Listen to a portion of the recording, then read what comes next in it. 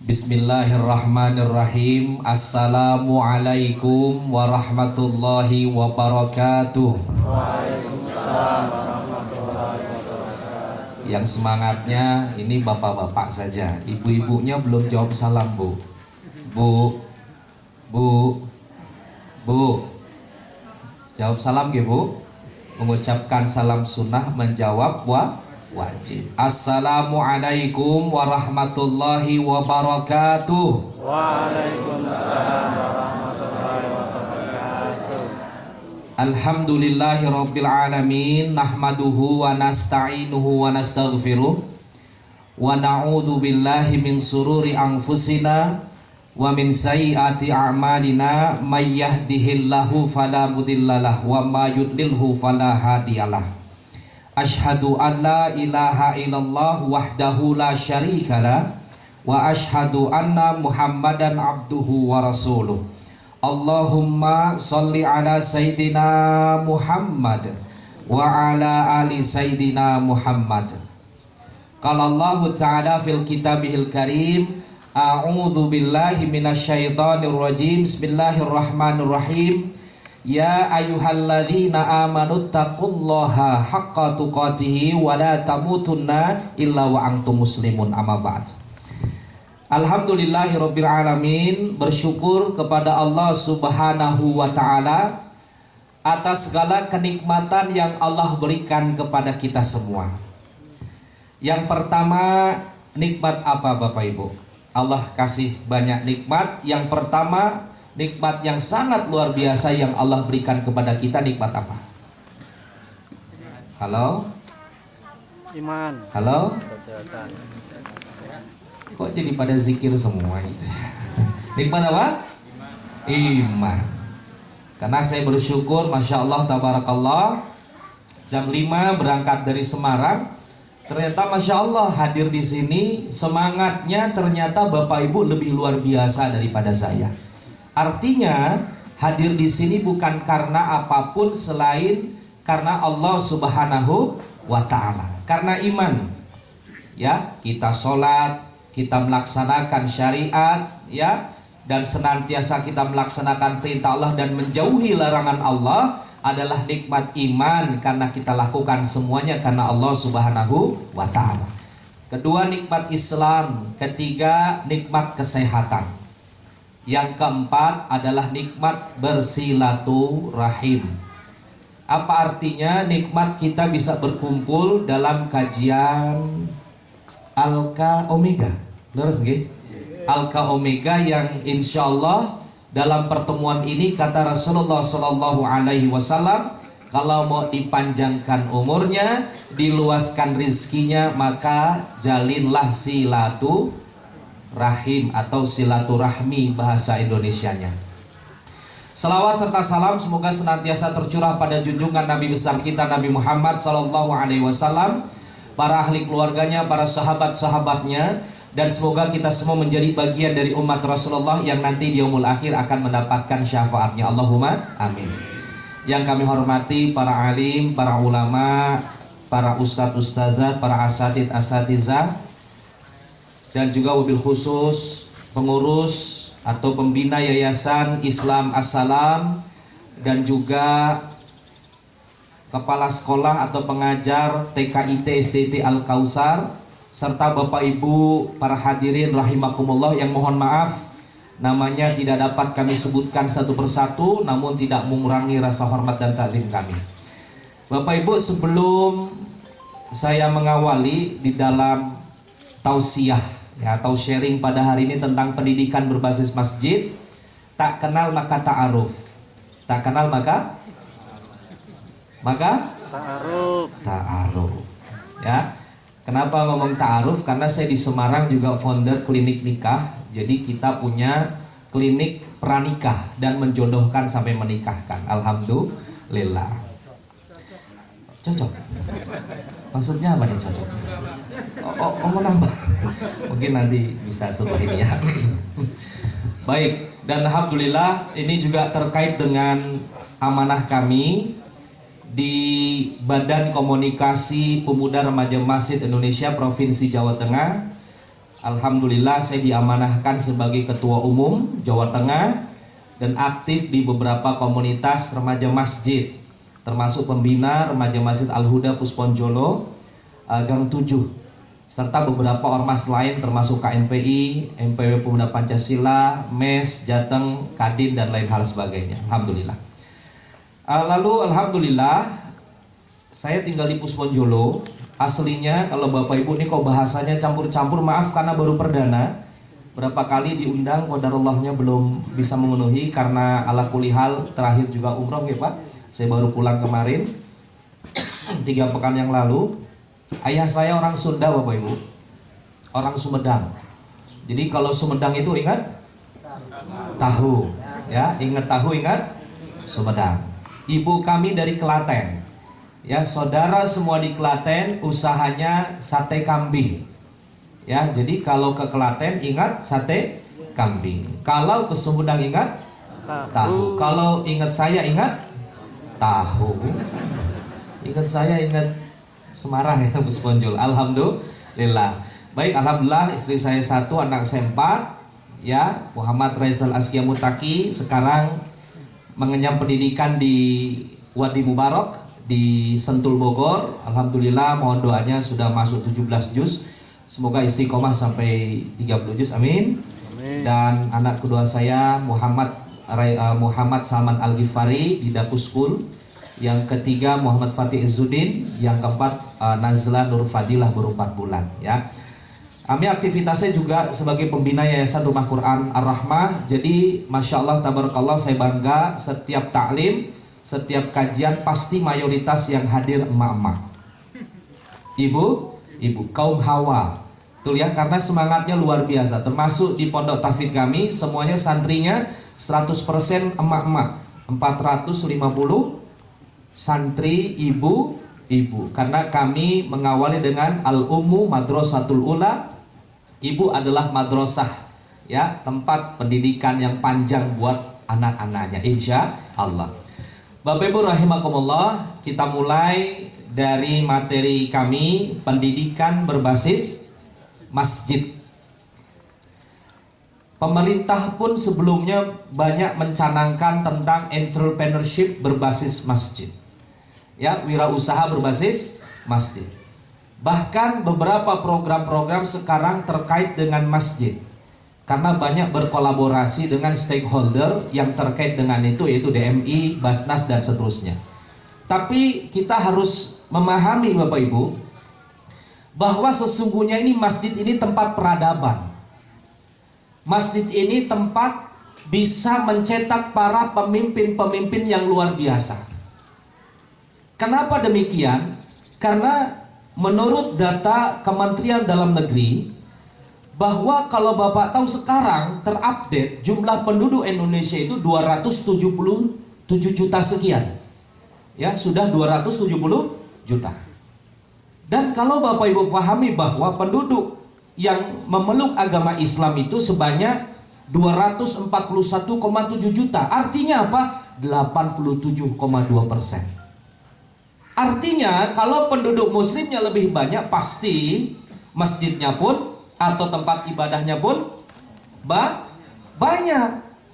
Ya, di sini saya mengambil data dari Kementerian Agama Republik Indonesia, bahwa data masjid per 2022 saya ngambil bulan Mei, yaitu masjidnya sebanyak 290.161 masjid yang ada di Indonesia, dan 10 besarnya diantaranya berada di Jawa Tengah nomor 2, yaitu sebanyak 50.691. Ini Masya Allah. Belum lagi jumlah musolahnya, ya, yaitu 269.000. Artinya, ya, tidak ada alasan bahwa bahwa masjid menjadi sentral.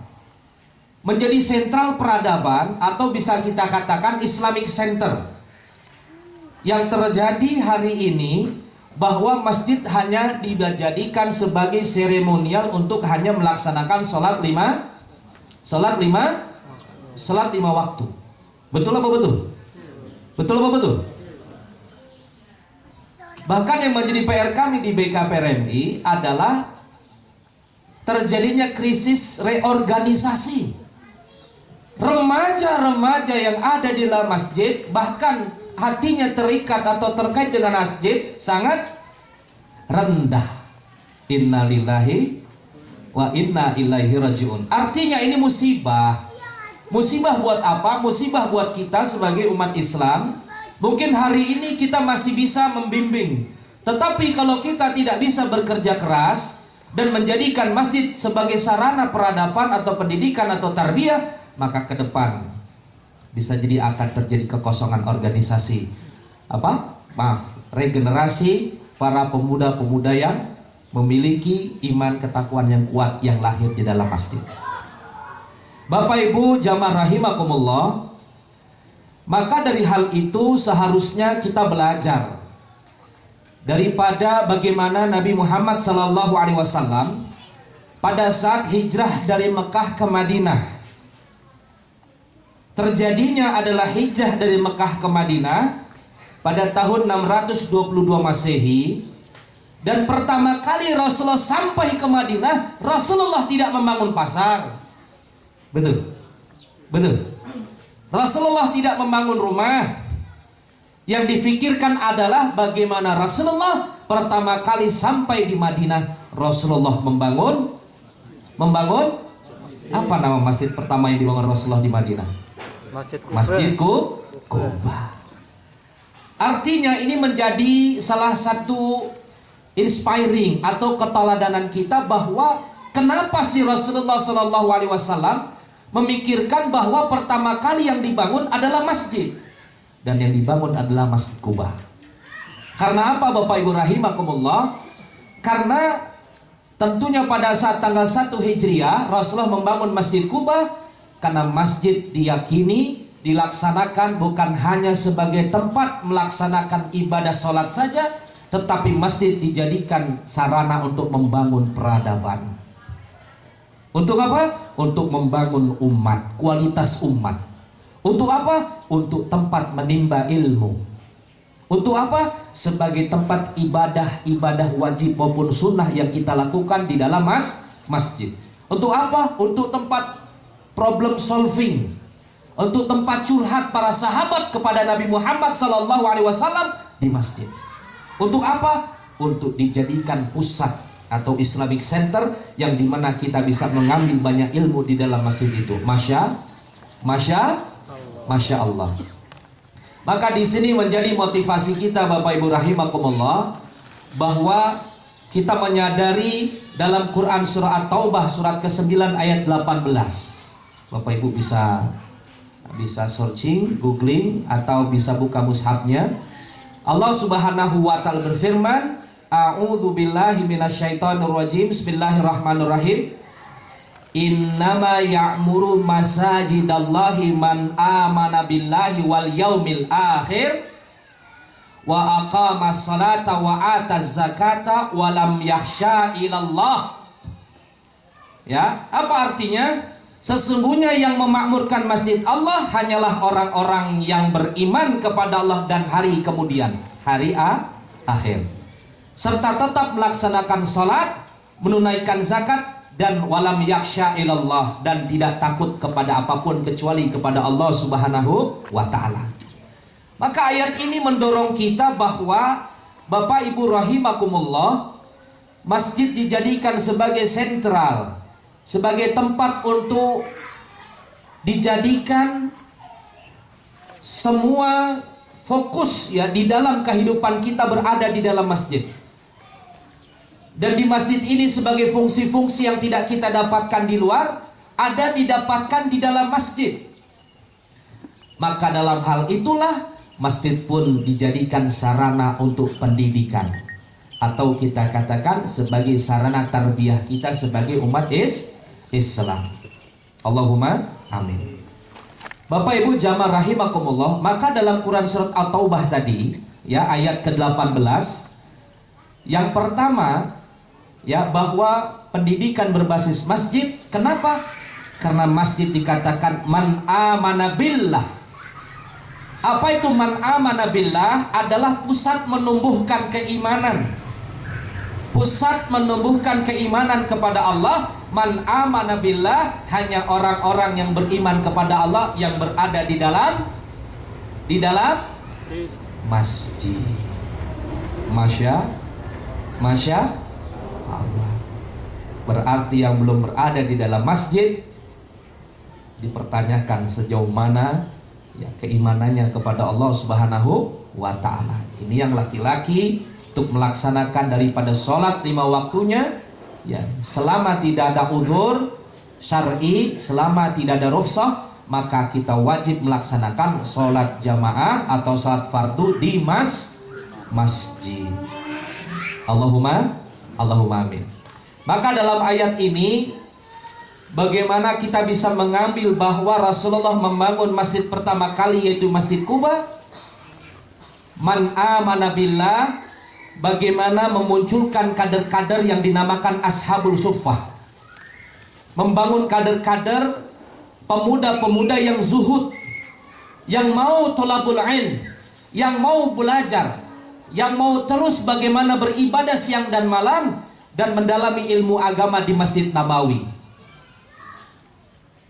Adalah Ashabul Suffah ini dilahirkan dari masjid-masjid yang dimana saat itu di Masjid Nabawi terlahirlah para sahabat-sahabat terbaik yang diantaranya adalah Umar bin Khattab radhiyallahu an, Utsman bin Affan radhiyallahu an, Abu Bakar As-Siddiq radhiyallahu an, Ali bin Abi Thalib radhiyallahu an.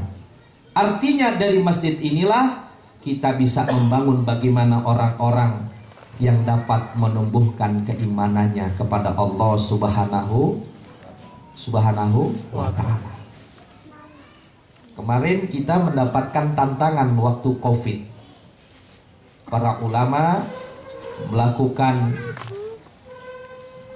rapat ya di lembaga MUI bahwa memutuskan dengan maslahat yang lebih besar yaitu berada atau sholat di dalam rumah. Betul nggih? Sempat seperti itu nggih? Sempat syiarkan seluruh masjid melalui DMI, melalui pemerintah setempat untuk melaksanakan sholat-sholat di rumah. Sampai sholat Aid saya ingat 2 kali atau 3 kali waktu itu ya. Sholat Idul Fitri dianjurkan di rumah.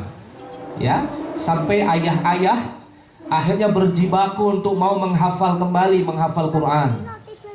Karena ada anak yang tanya, Ustadz, ayah saya itu kok bacanya fasih. Oh bagus, bacanya surat apa? Surat subuh rakaat pertama Al-Ikhlas, rakaat kedua An-Nas. Betul, karena salat subuh kan jahar. Betul nggih? Salat subuh kan jahar. Zuhur, asar kan sir, nggak kedengaran. Maghrib zahar lagi kan? Ayahnya imam lagi. Salat Al-Falaq, Al-Ikhlas. Kok tahu Pak ya?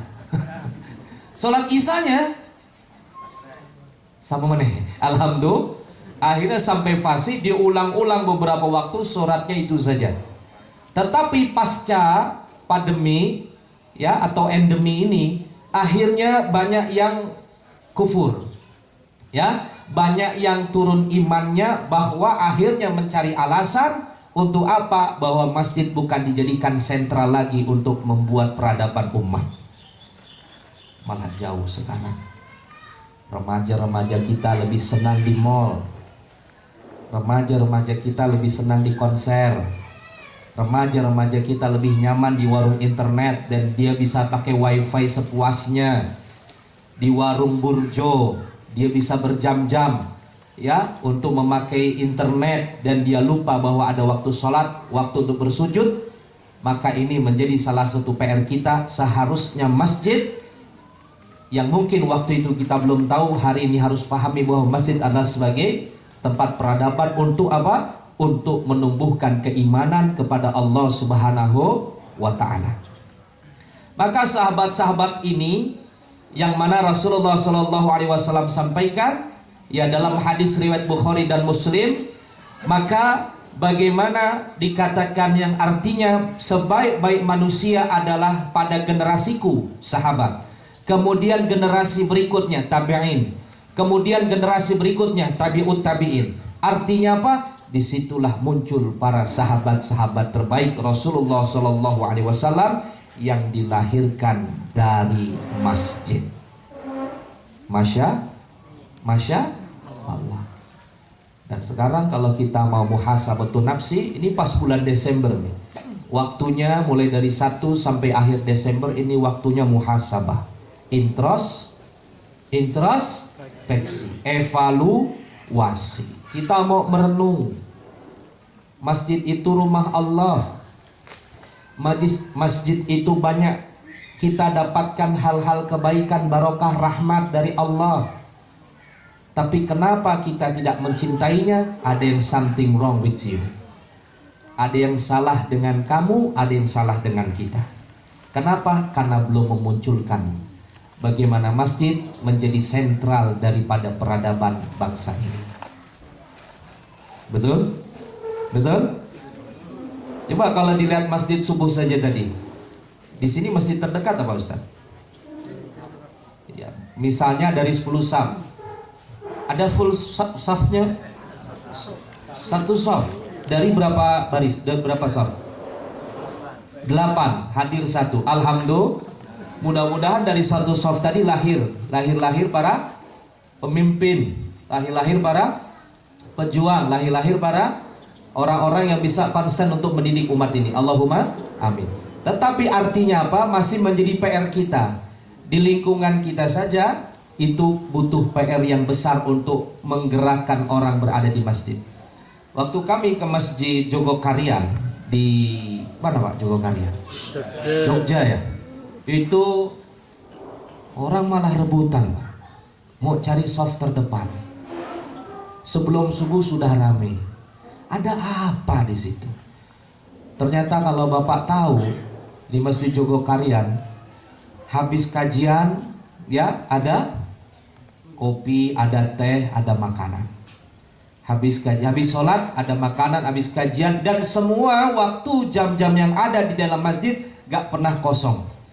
Sampai sering mengundang ustadz-ustadz nasional besar, bukan hanya 1-2, bahkan semua ustadz nasional pun didatangkan untuk apa? Untuk memberikan semangat, ya, bahwa bermula di masjid ini muncul para pemimpin-pemimpin besar umat. Lalu Masjid Jogokarian akhirnya bisa membeli hotel. Ada hotel itu 3 miliar dibeli, sehingga apa artinya? DKI Masjid Jogokarian mengatakan untuk infak kebutuhan masjid sudah tidak harus dipikirkan oleh masyarakat. Kita sudah bisa memenuhi hasil dari penghasilan hotelnya. Artinya apa? Saldonya setiap hari nol. Jadi setiap masuk uang nol, masuk uang nol. Masyarakat sekitarnya sampai ditandai stikernya, yang belum sholat, yang sudah sholat, yang non muslim, yang muslim. Tekun. Kenapa tekun? Karena tahu dari masjid lah lahir para pemimpin-pemimpin besar.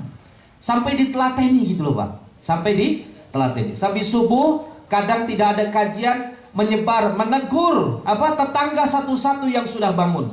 Kadang mengetuk pintunya. Ya, untuk apa? Untuk membangunkan sholat subuh. Dan itu dilakukan dengan istiqomah. Akhirnya sekarang Masjid Jogokarian, Masya Allah. Belum lagi ada masjid kapal Ustadz Lukman Pontianak.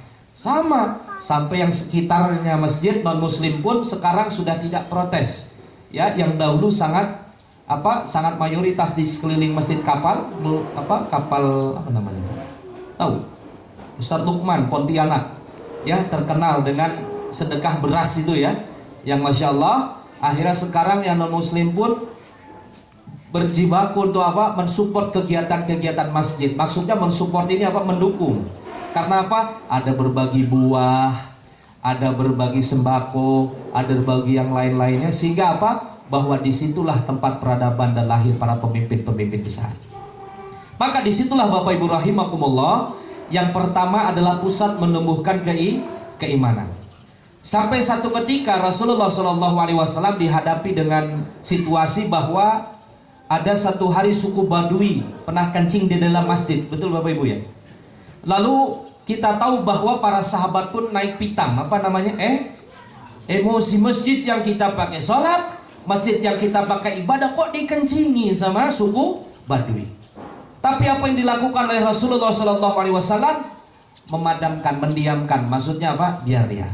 Kencing dulu, sahabat diredakan, biarlah ia dan siramkanlah di atas air kencingnya 1 timba air atau sumber air, karena sesungguhnya kalian diutus untuk memberi kemudahan dan tidak diutus memberikan kesulitan. Dan setelah itu suku Baduy memahami, dan bukan hanya dia akhirnya mau mengotori masjid, malah beriman kepada Allah Subhanahu wa Ta'ala. Atas dasar apa? Pendidikan yang ada di dalam masjid, dan Rasulullah melakukan dengan sebaik-baiknya.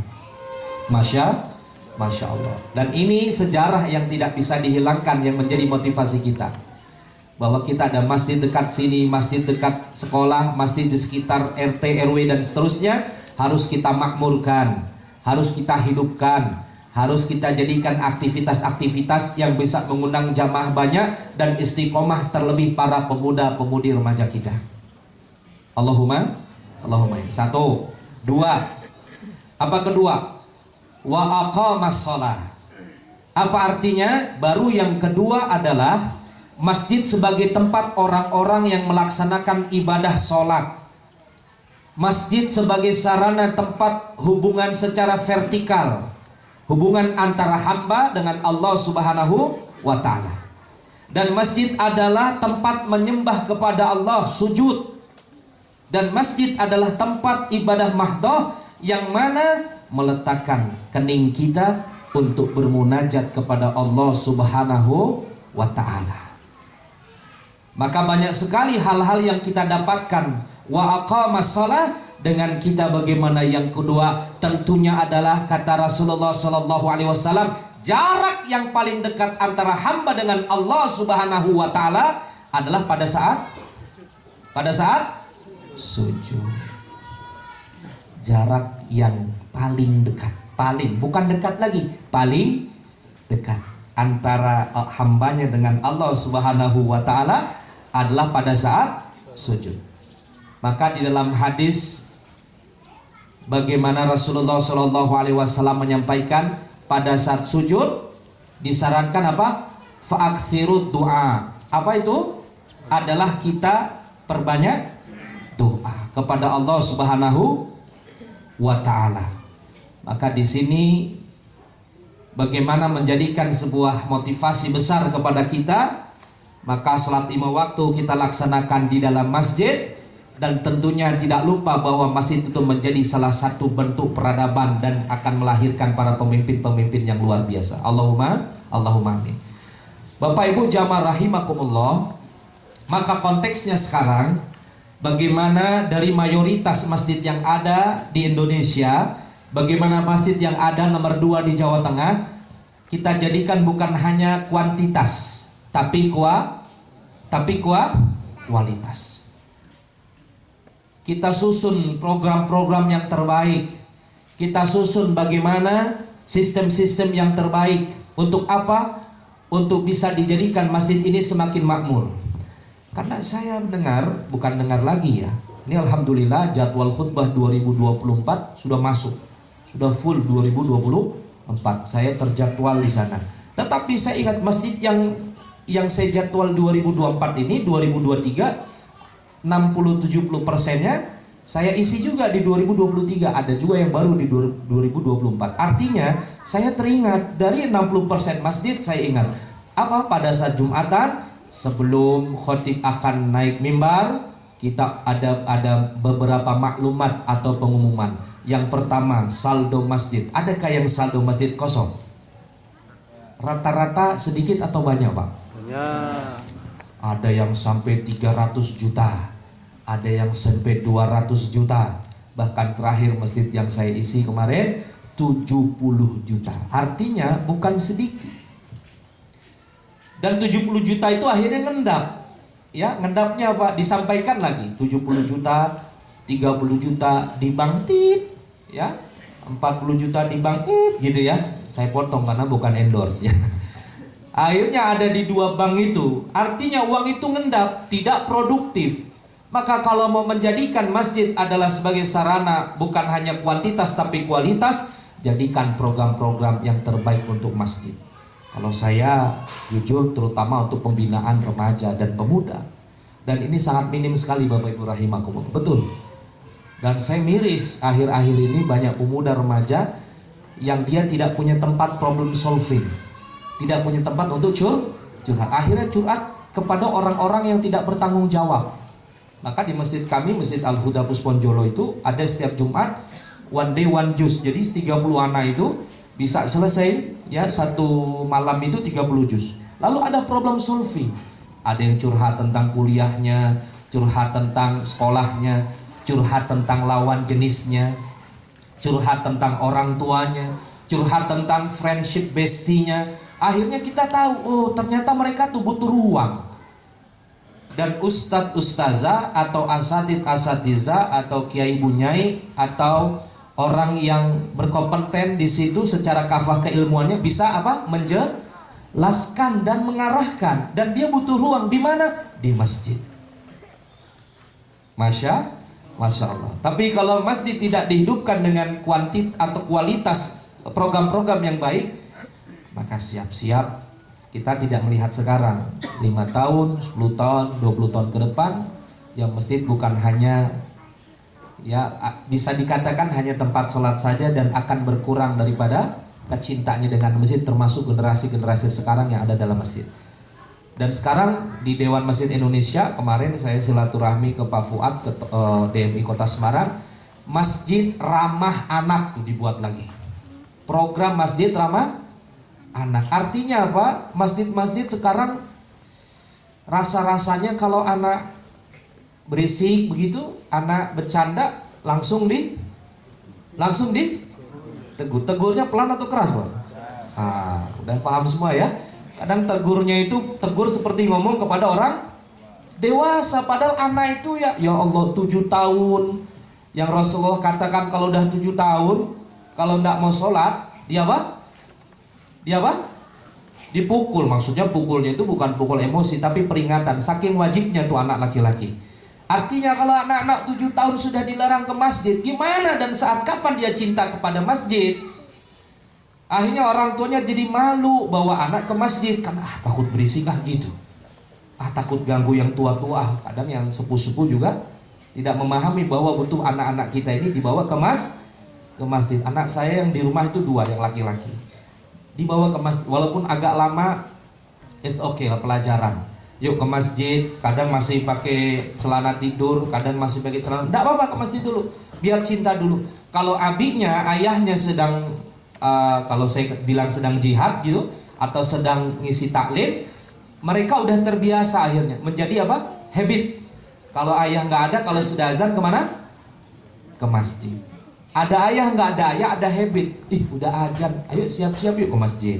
Ya, alhamdulillah.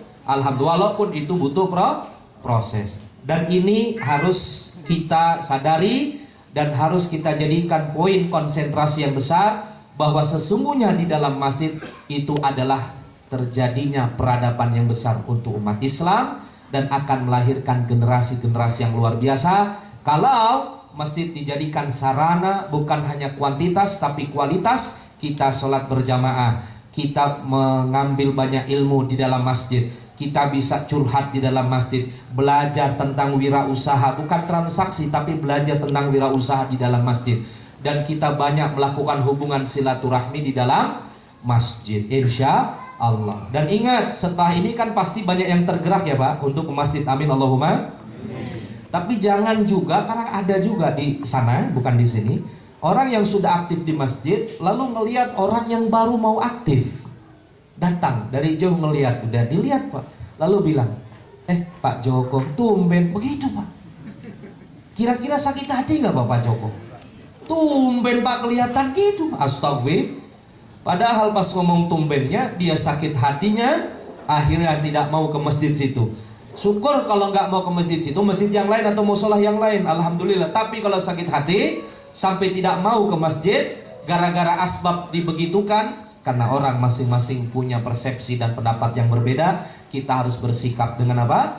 Dengan sikap yang baik. Seraya Rasulullah memiliki sikap akhlakul karimah, ucapannya baik, perbuatannya baik, tutur katanya baik, insya Allah akan bisa diterima oleh banyak orang, insya Allah. Bapak Ibu rahimakumullah, itulah yang menjadikan motivasi kita bahwa pendidikan berbasis masjid, yang pertama karena masjid sebagai sarana untuk meningkatkan keimanan, Kita belajar dari para sahabat terdahulu, lahir dari masjid. Dan yang kedua adalah tempat sholat kita, bermunajat kepada Allah, bersujud kepada Allah, hubungan hambanya vertikal kepada Allah. Dan paling dekat Allah kepada kita adalah pada saat hambanya bersujud kepada Allah Subhanahu wa ta'ala. Insya Allah. Mudah-mudahan apa yang dapat saya sampaikan bisa memotivasi kita semua. Dan insya Allah mudah-mudahan bisa ketemu di lain kesempatan. Allahumma amin. Saya kembalikan dulu kepada pembawa acara. Afaminkum. Wassalamualaikum warahmatullahi wabarakatuh.